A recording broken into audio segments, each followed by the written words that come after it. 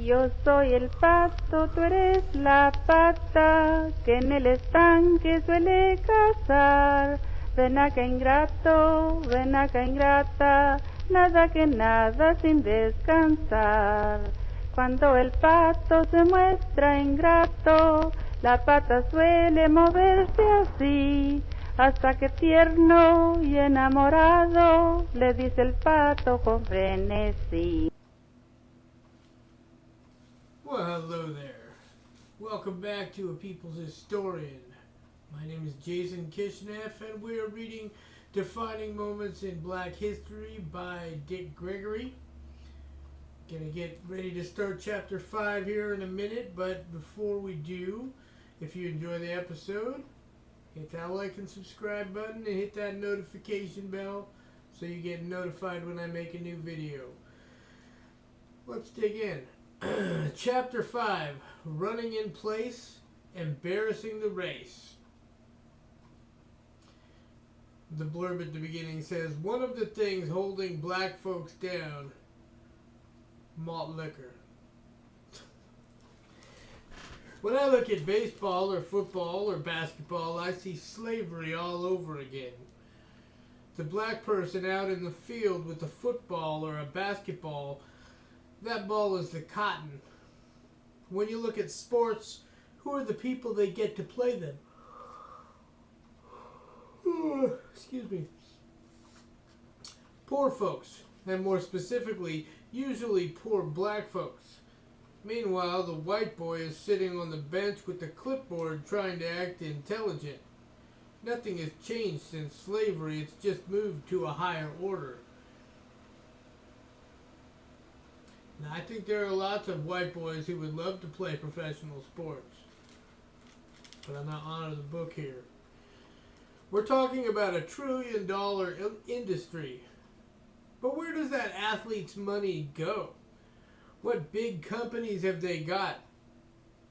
They don't have any because they're nothing but athletes. And yes, I know that some of them sell shoes or jewelry or whatever, but he's generalizing. That's okay. Look at athletes and entertainers, black and white. Athletes sign $100 million contracts, but they don't have any money. They've got systems out there that take it away. In that business, the money goes from a father, let's say he's an accountant, to a big white entertainment manager like Joe Glazer. Excuse me. And it passes down through generations of a family. So when you hit the 6th generation accountant of that same family, that's who's wiping the athlete out financially. That's the person the athletes or entertainers' money goes to. And if you're the athlete or entertainer, you don't know anything. You're scared. You start out poor and your skills take you into another world, another life. And they tell you, you have to do this, you have to do that, you have to do this other thing.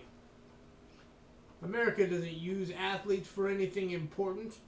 America has won nearly every war it's fought, and it didn't use entertainers or athletes. So athletes and entertainers are just the thing to put people to sleep. How come billionaire white folks... Would you know I'd yawn 3 times in a row just at the start of an episode. I'm sorry. How come billionaire white folks don't have their children playing sports? Because nobody plays sports but a poor, ignorant person. Why is that? Because it tears up the body. Think about that, man. With all the technical stuff they're doing now with sports medicine to help athletes heal faster, and rich folks still don't play games.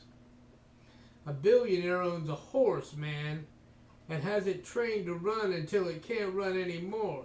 I've done some research on horses. A horse is one of the dumbest things on the planet. The only animal that will run into a barn that's on fire. And in some ways, an athlete isn't much different. This is how vicious the world of sports is. You live a better life, but that's just for a few minutes. That doesn't last any time at all. Also, they drug athletes up whenever they want to. But when you go get some dope on your own, then it's called criminal. All athletes get treated that way, but for black athletes, it's worse. Or Russian athletes. Look at Coach Bear Bryant at the University of Alabama. People asked him, "How come you got no black players?" He said, "I'll be dead in my grave before I get an N-word." And then he started using some, and people said, "What happened?" And Bryant said, "Well, I wanted to win." But there's no love there. None at all. The great story, man, is about Woody Hayes, the football coach at Ohio State University. He would bring you in, cuss you out, and then hit you. One time, this black player said, "Coach Hayes, my daddy told me to tell you you'd better not hit me, and if you do, to whoop your ass." Just like that. I ain't coming down here to be your boy. I'm coming down here to play football. And I know once I can't play football, I'm out of here. So whenever that player messed up, Hayes would bring him in and have another black player stand next to him, and he'd cuss out that other player instead. For black women, it's worse still. There have been some great black female athletes, like the tennis player Althea Gibson, track and field stars Florence Griffith Joyner and Jackie Joyner Kersey, and the tennis stars Venus and Serena Williams. Women are beginning to come out a little bit more, but it's still the same thing. Not as bad, but it's still bad. He just said not as bad, but he said it was worse to start out the paragraph. We know more about Tiger Woods than the Williams sisters because he's a man. We know everything about him. Tiger tried to say he wasn't black. He was Caucasian, meaning Caucasian, black, and Asian. Yeah, tell me another one. I got up on stage and said, "Can you imagine Tiger Woods going to dinner at the White House with 12 powerful white boys, and when they leave, they come out that back gate to Pennsylvania Avenue, and somebody drives by and says, 'Hit the ground, N-word.' I said, 'Which one of them y'all think will drop to the ground?' The boys with him would be saying, 'Tiger, what's wrong with you? Why are you on the ground?' For years, man, they convinced us that black people could run the short dashes because of our legs, but that it was white folk who could run the long distances. Sometimes when I perform, I say, 'Any white dudes out there who are 6'10", come up on the stage.' I say, 'I'm 5'10". Now stand next to me. My legs come to your titty nipples." Black folks have long legs and short bodies. White folks have short legs and long bodies. Based on racist ideas, black people have been compared to apes and the like for as long as I can remember. All I have to say is that gorillas have short legs and long bodies. In sports, the athlete is a gladiator. Go in, fight those lions and those tigers, and we'll sit up in the stands and look. And the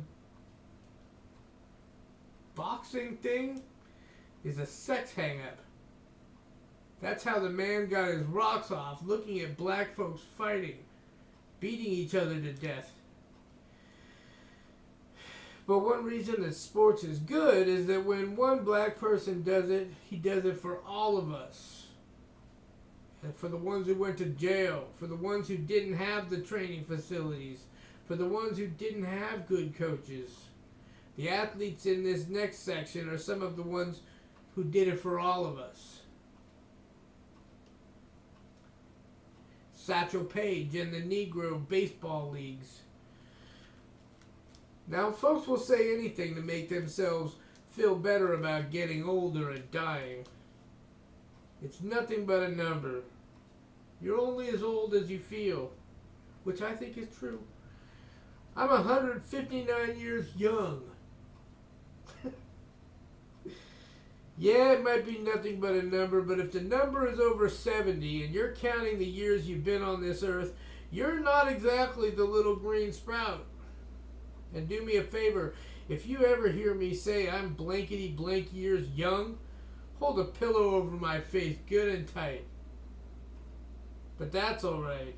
There are worse things than getting old. Not getting old, for one. And if there was one dude who made you believe you really were as young as you felt, it was the pitcher Satchel Paige. Paige was born in Alabama in 1906. He started to pitch in reform school, where he spent 5 years beginning when he was 13. Now, if you know anything about Satchel Paige, you know that he had what they called a hesitation pitch. He had learned it as a boy. When he and his friends would pass a gang of mean older white boys, Satchel had to throw rocks and bricks to protect himself. He'd wind up that brick, but then hesitate while the other boy flinched and bent over. And when the white boy had made himself into a big fat target crouching there on the ground, Satchel would throw the brick and knock his brains out. That became the hesitation pitch when Satchel started playing baseball. Pow. Dick, is that a true story?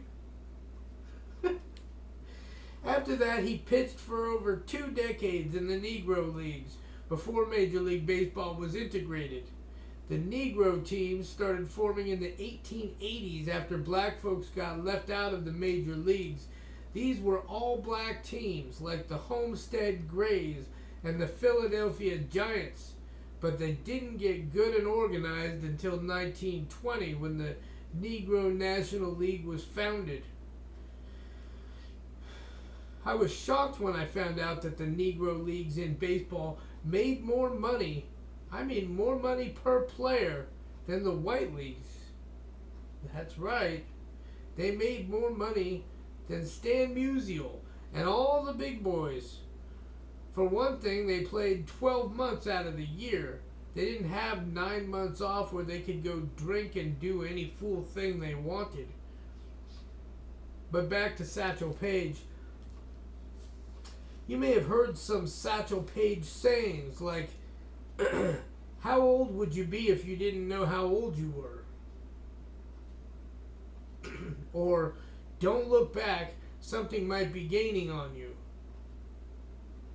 Or, don't pray when it rains if you don't pray when the sun shines. My favorite story about Satchel is this one. Sometimes the Negro teams would play the best white baseball team in the country, and the Negroes would wipe them out. Probably the greatest thing that came out of this for me was the story about Babe Ruth. Ruth set the home run record worldwide. Nobody plays baseball but Americans and 1 or 2 other countries. But privileged folks can declare anything they do as being worldwide. More than 1 or 2 other countries, but okay. The Babe was the home run king. He hit 714 homers, a record that stood for almost 40 years until a black man, Hank Aaron, broke it in 1974. By the way, take a good look at a picture of Babe Ruth and tell me that that big fat dude didn't have some black blood in him. It was a good thing he could hit because he sure couldn't run. Look at some videos of him going around the bases after he hit a home run. If he had moved any slower, he would have been going backward. So in his day, Babe Ruth became the greatest star of any sport. So now he's coming to St. Louis, where Satchel Paige is playing with the Browns, because the Negro League, which was run by white folks, would go into the big stadiums while the white team was on the road. Babe Ruth comes up to the bat. Paige is pitching. Babe Ruth never hit Satchel Paige never hit a Satchel Paige pitch in his life. But now, pow! Ruth smacked the ball out of the stadium. Satchel runs over to third base and starts trash-talking Ruth, saying, "You dirty dog, you! You better thank God for me." He said, "I let you hit that pitch." Why? Why? So the black folks in the stands would get to see what folks are going crazy over. I just wanted them to see. See, we had to turn away thousands of people who wanted to see you today. But for the ones who got in, I just wanted my people to see you and see what all the fuss is about. See if you ever hit me again in your life. And for the rest of that game, the babe didn't get any part of a pitch Satchel threw. Now that's loving your people. Oh man, you talk about humanity. Satchel Paige was saying, "This isn't about me. This is about all the people who come to these games, okay? After that, what is baseball? After that." And by the way, Babe Ruth had a pretty good batting average too. He wasn't just a home run hitter. I was saying how Satchel Paige could make you believe you were as young as you felt. Here's what I'm talking about. After Jackie Robinson broke the color barrier, Satchel became Major League Baseball's oldest rookie at 42. A baby could have been born when Satchel started playing ball, grown up to play ball himself, and found himself on the same team with that Methuselah on the mound. Satchel pitched with the St. Louis Browns till he was within spitting distance of 50. Any 50-year-olds reading this, think about how your back felt the last time you stayed on your feet too long. And then think about Paige standing out there on that mound for 9+ innings. And not just standing there either, reaching way back, kicking that foot out like he'd learned to do in reform school, launching that fastball and striking folks out.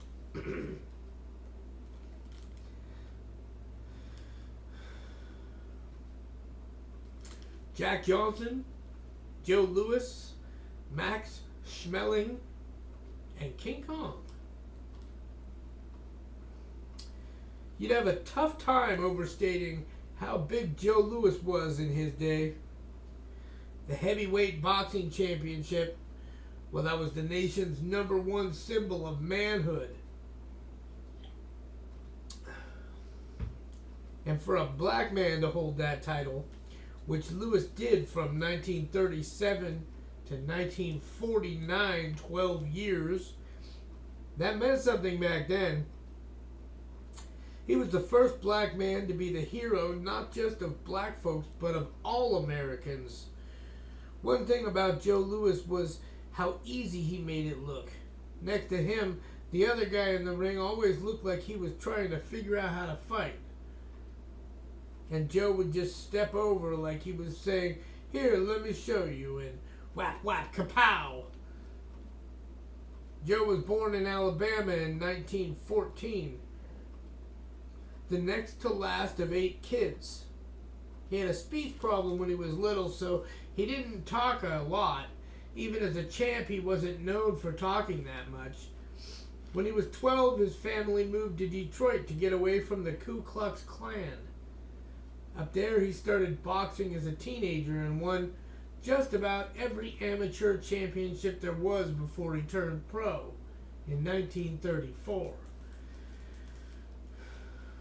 Joe won 70 fights in his pro career and lost only 3 times. The first time was the worst. Boy, you'd have to go back to slavery times to see black folks feeling as low as they felt the night that white German fighter Max Schmeling knocked out Joe Louis.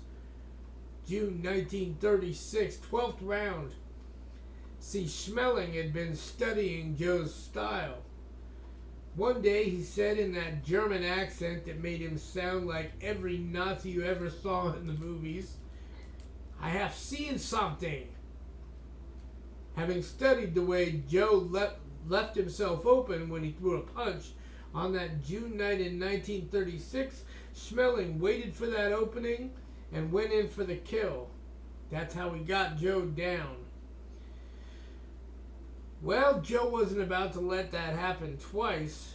They fought again in June 1938, a year after Joe had beat Jim Braddock to become the champ. In the rematch, Joe hit Schmeling so hard that big German went rolling on the canvas. I never knew till I was grown that when Lewis beat Schmeling, neither one of them was champ. I thought that when Max Schmeling beat Lewis, he was the champion, and that Lewis came back and beat Schmeling and became champ again, but it wasn't like that. Now, because of Jack Johnson, the first black heavyweight boxing champion, and all the white women he went around with for years, a black man couldn't be heavyweight champ. White folks just wouldn't let it happen. So when Lewis was being groomed, his handlers said, "You can never do this, you can never do that." If he won a fight, he couldn't hold his hands above his head like every fighter does. If he had whipped a white boy and then had the nerve to hold his hands up over his head, there'd probably have been a riot. Those hands of his could mess up a man in the ring, though. And the way they did Joe Lewis, man. He boxed for a benefit. You know the story? For the Army Emergency Relief. Didn't take $1 of the purse. Donated all to charity. But he had to pay taxes on that whole purse. You hear me? So even when you're doing what they want you to do, you're still nixed. But I was talking just now about Jack Johnson. When you think about what he was able to do, it's incredible.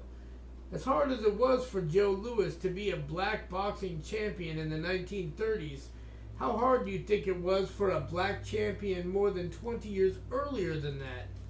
During the same period that white folks were getting so excited by the 1915 movie Birth of a Nation that they were turning the lynching of black folks into a national sport. A time when black folks risked their lives just by leaving home in the morning. There's Jack Johnson, a son of 2 former slaves, acting like he didn't care about any of it. That was one bad brother. At a time when you could go to jail or feel worse for looking a white person in the eye. Did I say feel worse? At a time when you could go to jail or worse for looking a white person in the eye, Jack Johnson would get in the ring in front of thousands of white folks and beat those white boys silly. Trash talking the whole time. Nobody could touch him in the ring. He was dark-skinned, bald, muscular, sleek, you hear me? Like a panther. Moved like one, too, just as quick and smooth as you please. He went right on beating up those white boys, and white people went crazy watching him do it. But Jack Johnson didn't care. He was born in 1878, Galveston, Texas. His family was poor, but everybody where he lived, black and white alike, was poor, so it was like they were all in it together. Johnson would hang out with white boys, and he never remembered any prejudice against him. As a young man, he made his way to Dallas, where a man he worked for turned him on to boxing. Johnson then turned pro back in Galveston in 1898. 10 years later, he became the heavyweight champ when he knocked out Tommy Burns in Australia. By then, he was used to beating up on white dudes. But beating up white boxers was only half of it. Outside the ring, Jack Johnson loved himself some white women. He'd get all dressed up in his suit and hat, parading around with them until white folks were just about foaming at the mouth.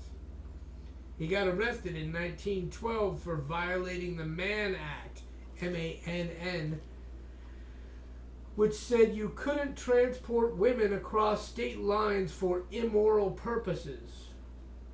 The woman he was with wanted the woman he was with wanted to be with him. She later married him.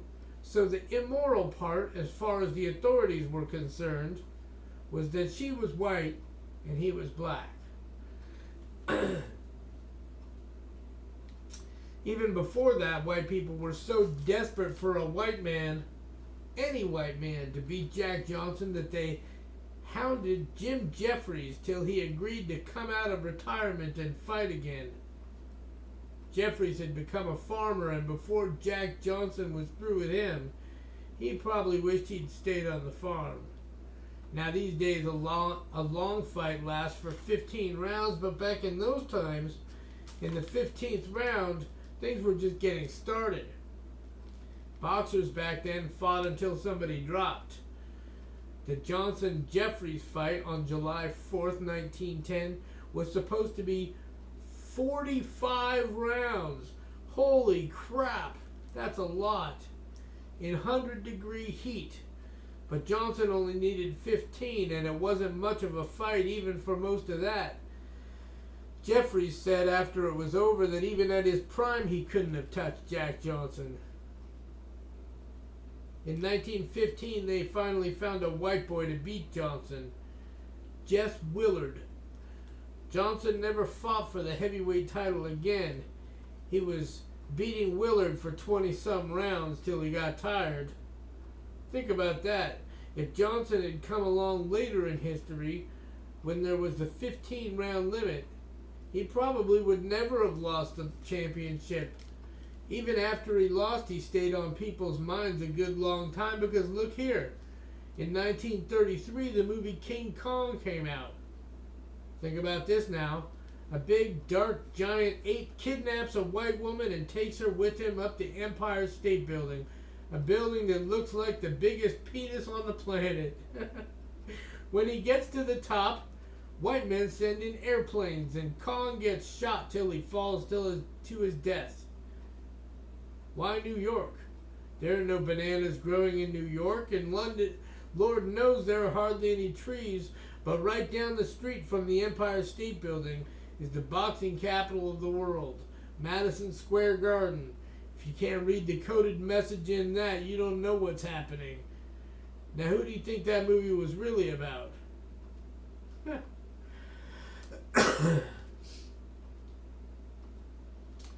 Jesse Owens and the Real God. One day the universe stepped in and said, okay, we're going to take a black man from the belly of Lake Erie on the east side of Cleveland named Jesse Owens, born in Alabama in 1913, and we're going to find another black man on the west side of Chicago, Ralph Metcalf, born in Georgia in 1910, and those two will go to the Olympics. Jesse Owens wasn't but in high school in 1933 when he tied the world record of 9.4 seconds in the 100-yard dash at the National High School Championship in Chicago. Then he went to Ohio State University and won 8 NCAA championships in 1935 and 36. Then came the 1936 Olympics in Hitler's Berlin. The dirty dog who ran the U.S.-based Amateur Athletic Union, the AAU, hated Jews and blacks. But Metcalf and Owens went on to the Olympics because the AAU knew that Owens would win the 100-meter dash and 100-meter sprint. And it knew this for a reason the average person didn't know. There was no rule that you had to participate in the preliminaries to qualify for the Olympics. There were no technicalities to get in Owens' way. So the AAU knew he'd probably set a world record. They knew that he might not even finish in the 220 meters because of the preliminaries, which had given him problems. Well, sure enough, Jesse won the 100 meters in world record time. The reason Jesse and Metcalf became millionaires was because of something that happened 2 days later. That was when Jesse had to do the long jump. The organizers knew that in all his Big Ten competitions, which were held every year, Jesse was disqualified in 98% of his long jumps because his foot went over that white line. 98%. What they call the takeoff board. So the story Jesse told about what happened next makes you understand the real God. Some say it didn't happen this way, but this is the way Jesse told it. A German, speaking English, walked up to him and said, "My brother, your gyroscope in your head, your inner ear, it messes up your equilibrium, and that is why you are disqualified so much of the time, because you step off the takeoff board." A German who spoke English said that to him. And not just any German. This was Loose Long, Jesse's competitor in the long jump. So the rule is, if your foot goes over the takeoff board, you're disqualified. But it didn't say Jesse couldn't move the line back 5 inches. They moved it back, and Jesse jumped out of the long jump pit a new world record. That wouldn't have happened had the German not told him that. Now, what are the odds of coming to the Olympics and finding an English-speaking German? That's the universe at work. Well, I don't know back then, but I can tell you right now that a lot of people in Germany speak English. Jesse Owens won 4 gold medals at the Berlin Olympics for the long jump, the 100 meters, the 200 meters, and the 4x100 relays. He ran in the relays partly because of Avery Brundage, who was in charge of the U.S. Olympic teams. The Germans told Brundage to get 2 Jews, Marty Glickman and Sam Stoller, off the U.S. 4x100 relay team, and he did. That's when officials came to Jesse Owens and Ralph Metcalf and said to both of them, "Y'all need to run the relay because the Jews ain't running." Jesse and Ralph said that the Olympic officials should just cancel the event, but they didn't. Jesse Owens said about Glickman, "I don't know where he came from. I don't care how far a man was ahead of him. When you came off that turn, Glickman would chase you down. That's the kind of runner Marty Glickman was. When he came off that turn, man, I don't care where you were, Glickman was going to get you." So the two of them, Glickman and Stoller, came to Jesse Owens and Ralph Metcalf and said, "Man, we'll handle this when we get back home." Both of them were crying, but they told Jesse and Ralph, "Hey man, you know, winning the relay is not about how fast you can run. It's all about the exchange of the stick. We haven't practiced that," they said. When you run, let Metcalf start off first." That's what they did, and when the relay race was over, the United States had a new world record. That's how Jesse Owens got 4 world records. That's what sports is all about. When something else steps in and an athlete becomes something other than just a gladiator. Because of what happened in 1936, Jesse Owens is probably the most famous runner of all time.